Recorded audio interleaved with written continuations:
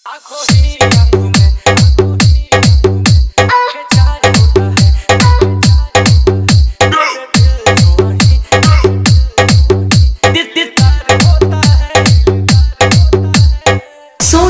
लखनऊ, सोनू लखनऊ, सोनू लखनऊ। आंखों ही आंखों में आंखें चार होता है, तेरे दिल जो वही दिलदार होता है।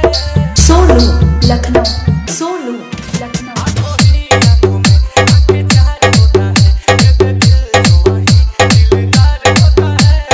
मेरे सनम को प्यार से हमको थोड़ा देखा कीजिए, आ मेरे हम सफर। काले आंखों में तो चश्मा लगा लीजिए, आ मेरे हम सफर। काले आंखों में तो चश्मा लगा लीजिए। सोनू लखनऊ, सोनू लखनऊ, सोनू लखनऊ, सोनू लखनऊ। ज्ञानपुर, ज्ञानपुर, ज्ञानपुर। काल गुलाब के पंख के जैसे होठ तेरे मधुशाला है। कह तो सभी से आज अभी अब तो ये दिलवाला है। ऐसे हंस के दिल में बस के, जरा सीने में तो चाहत जगा लीजिए।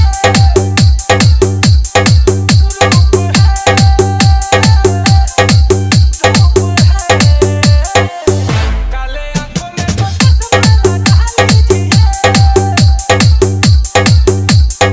सोनू लखनऊ, सोनू लखनऊ, सोनू लखनऊ, सोनू लखनऊ।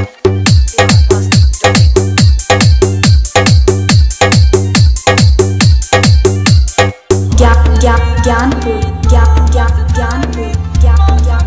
बहार है तू, ताजमहल की कोई गजल की, नीलकमल की प्यार है तू। ओ मेरी जाने जा, आए का मजा।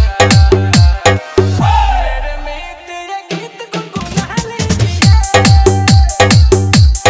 आ मेरे दिल के चैन। काले आंखों में तो चश्मा लगा लीजिए। सोनू लखनऊ, सोनू लखनऊ, सोनू लखनऊ, सोनू लखनऊ।